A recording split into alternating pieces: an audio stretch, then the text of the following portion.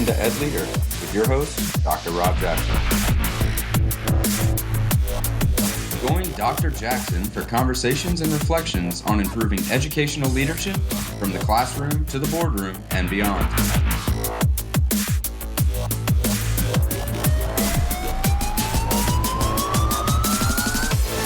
Educational leadership is an ever-evolving opportunity to make a real and lasting difference in the lives of students, parents, and the community.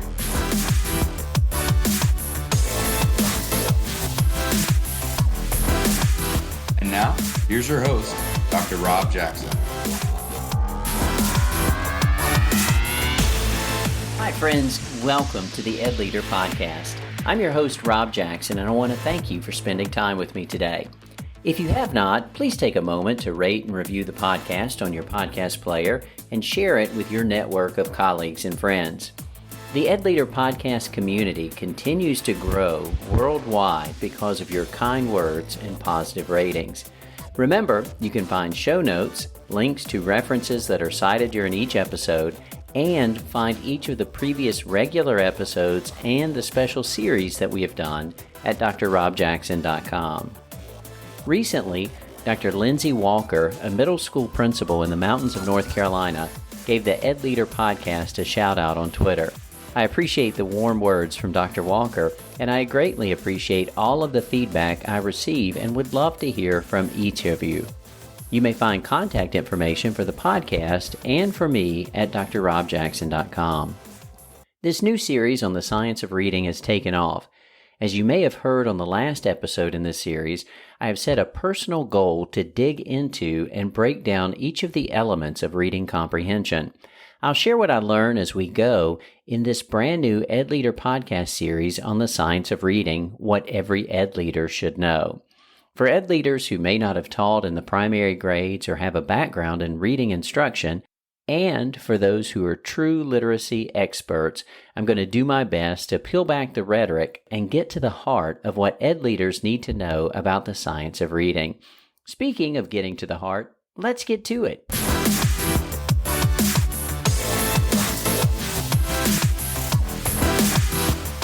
In the first episode of this series, I spent time breaking down the science of reading within the context of the reading wars that have been raging for some time between balanced literacy proponents and science of reading advocates. If you've not listened to that episode, I'd like to encourage you to spend a few moments with it as it grounds the series and undergirds the deconstruction of reading comprehension that I'm attempting. In the second episode, I found myself back in the midst of shots being fired as I spent time unpacking fluency with the differing opinions among thought leaders as to how to build a reader's ability to read with speed, accuracy, and proper expression. After the spirited debates of the last two episodes, I'm happy to spend time today on a strand that evokes consensus among literacy experts on both sides of the reading wars. Today, I'm pulling out the strand of background knowledge. Professors Susan B. Newman, Tanya Kafer, and Ashley Pinkham wrote, quote, "There is a virtual consensus that background knowledge is essential for reading comprehension. Put simply, the more you know about a topic, the easier it is to read a text, understand it, and retain the information. Previous studies have shown that background knowledge plays an enormous role in reading comprehension." End quote. Before diving into today's topic, please let me highlight the foundation for this series. The science of reading is undergirded by theories of how students learn to read and comprehend text. At the very basic level is the simple view of reading theory, which states that there are two elements that combine to result in reading comprehension. This simple view of reading formula states that decoding times language comprehension equals reading comprehension. From this grew Scarborough's reading rope, as conceived by Dr. Hollis S. Scarborough. Dr. Scarborough believed that the elements of word recognition and the elements of language comprehension all weave together into the rope of reading comprehension. Just like a true rope, the more strands present and the stronger that each strand is, the stronger the rope is. It's surmised that if a student is weaker in one strand, the strength of the other strands can still help the student comprehend what she is reading. The strands of word recognition include decoding, phonological awareness, and sight word recognition. The strands of language comprehension include background knowledge, vocabulary, language structures, verbal reasoning, and literacy knowledge. In this new podcast series, my goal is to, again, peel apart the individual strands of reading comprehension and build our shared understanding of what EdLeaders need to know about learning to read. In the last episode, we worked through fluency from the word recognition strand. Today, we are focused on background knowledge, a crucial strand of language comprehension. As the writers at Brain Trust define it, quote, background knowledge is everything a child already knows about a topic prior to engaging in the lesson or activity. So for reading, background knowledge refers to all of the information and understanding that students already have that will help them gain deep meaning from whatever text they are reading, end quote. Earlier, I referenced Professors Susan Newman, Tanya Kafer, and Ashley Pinkham. These researchers worked together in a 3-phase research study to understand the contribution of background knowledge to children's comprehension. A link to their research appears in the show notes at drrobjackson.com if you'd like to read their work or to take a look at the statistical analysis of their studies. Essentially, they used 2 groups of 4-year-olds based on the child's SES or socioeconomic status. One group was from families identified as low SES, and the other group was from families identified as middle SES. Using age-appropriate questions about birds, they were able to determine that low SES children had significantly more limited background knowledge than their middle-class peers. Armed with this information, they moved along to the second phase of their study. They created an illustrated storybook about 4 different types of birds. As you might expect, the low SES children demonstrated significantly poorer comprehension of the text and had, quote, greater difficulty comprehending the story than their middle SES peers, end quote. In the third phase of the study, Drs. Newman, Kafer, and Pinkham eliminated the impact of background knowledge by creating a storybook with a made-up context and characters that would be new and novel to both groups. This time, the researchers found no difference between the groups' word learning, comprehension, or ability to make inferences. Taken together, the researchers found that, quote, these results suggest that differences in low SES children's comprehension skills may be attributed in part to limitations in their pre-existing knowledge base, end quote. For a moment, let's step away and simply process this research as EdLeaders. Children with less background knowledge were not able to comprehend the text at the same level as students with more background knowledge. This seems intuitive, but it is an important and often overlooked factor.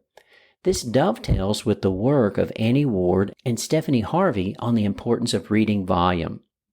Annie and Stephanie recently joined me for 2 regular episodes on the EdLeader podcast to talk about how students need to read outside of school and how much reading a mere 20 minutes a day impacts the achievement of students and certainly impacts how much background knowledge they bring to new texts.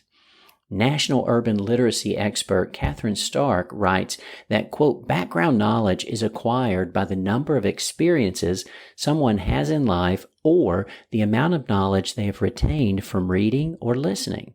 Reading a variety of genres of books, listening to multiple media sources, and engaging in conversations on multiple topics only increase someone's background knowledge, end quote. Readers need to know something about the subject they're reading about. Lacking any background knowledge on the topic, they will struggle to fully understand what the text is about. Catherine Stark writes, quote, background knowledge helps students of all ages and reading levels fully understand text, end quote. Consider for a moment the number of words in the English language that have very different meanings based on the context in which they are used. Thinking of our youngest readers, If I asked them the meaning of the word bark, the answer would either be the outer layer of a tree or the sound a dog makes, depending on the context. If a reader has background knowledge about a tree, they're not tripped up or confused by the concept of bark on trees. If they do not have any background knowledge about trees and they're reading a book about trees, they could be confused wondering why a tree is making sounds like a dog. Similarly, the word squash means a vegetable, or the act of smashing something flat, or a game played with rackets and a rubber ball. Background knowledge enables readers to choose between multiple meanings of words. Readers make inferences from the text based on their background knowledge. A reader with poor background knowledge struggles through a text in a way that others with more background knowledge would not. Once a reader has decoded the print into words, reading comprehension requires inferences that are built on background knowledge and not necessarily explicitly stated in the text. As Catherine Stark has stated, quote, when readers have a wealth of previous life experiences or have gained information about a specific topic or content area, their reading comprehension level is automatically increased.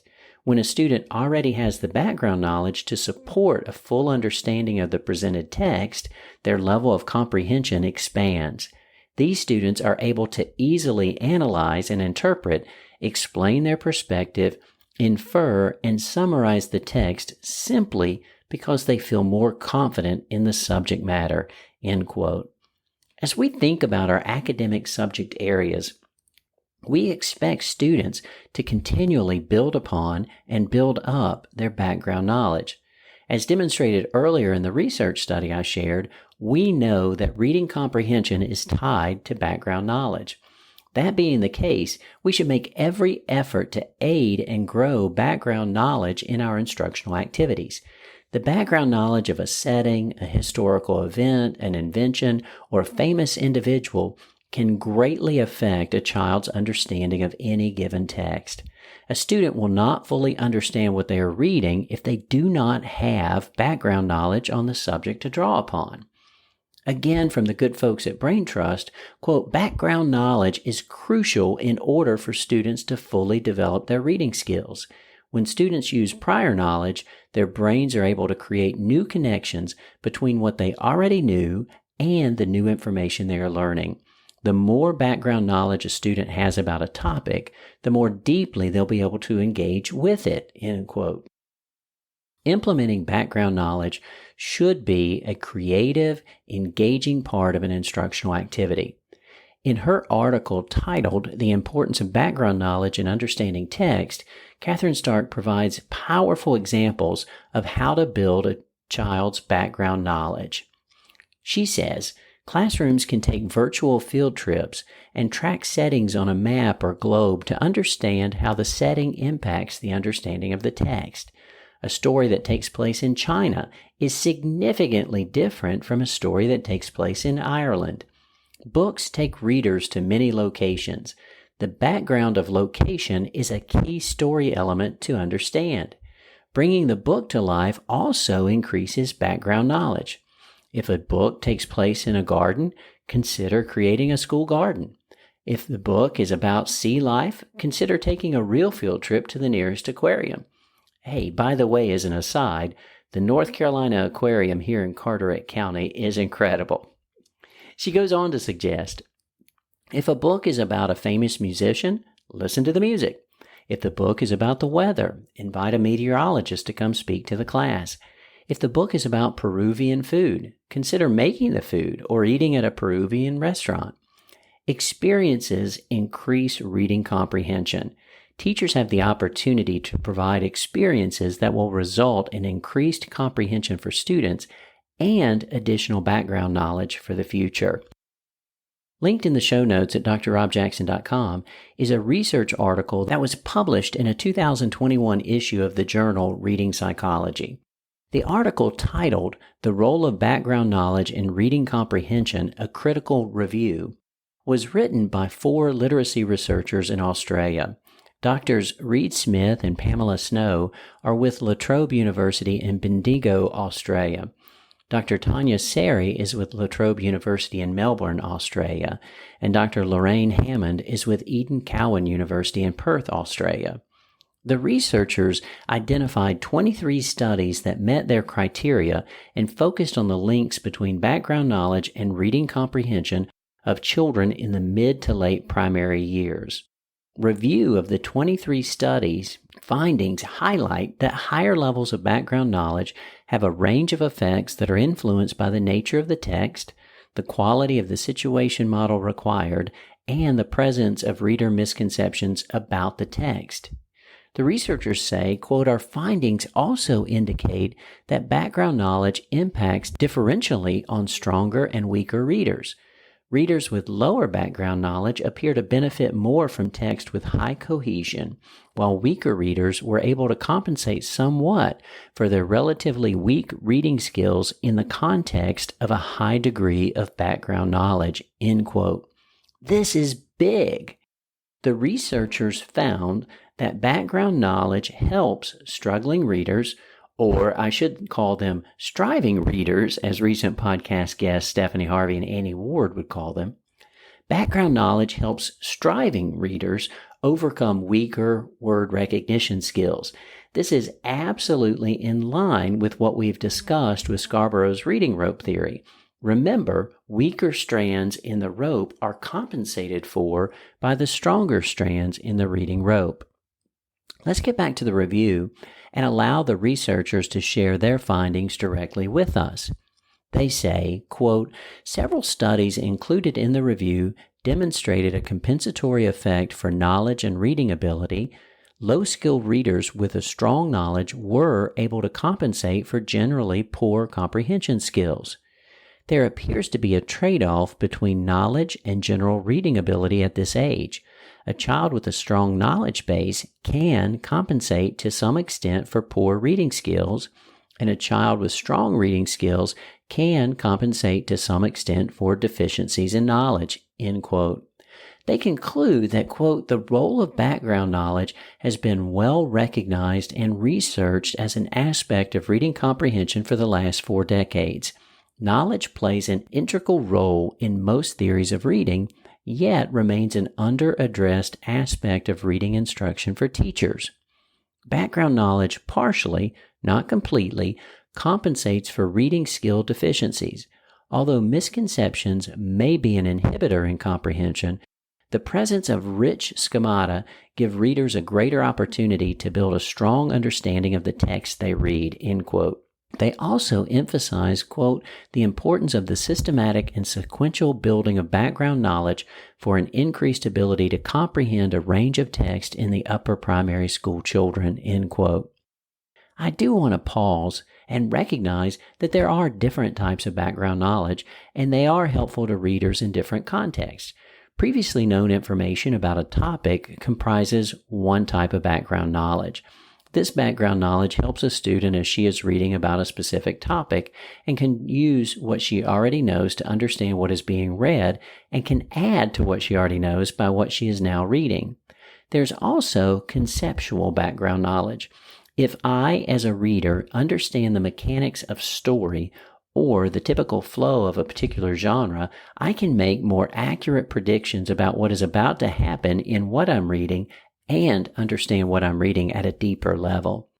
The bottom line is that when students activate their prior knowledge, their reading comprehension grows.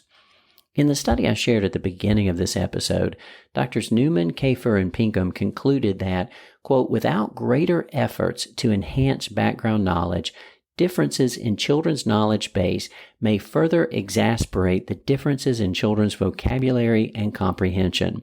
The imperative to foster children's background knowledge as a means of providing a firm foundation for learning, therefore, is greater than ever. Background knowledge is essential in a student's ability to fully comprehend text. When we as educators understand the importance of this literacy component, we develop lessons that lead students to become stronger thinkers and lifelong readers and learners," end quote. Stronger thinkers and lifelong readers and learners.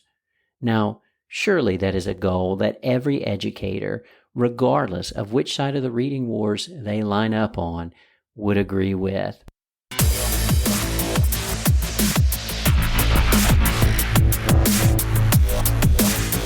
hope that you enjoyed our time together.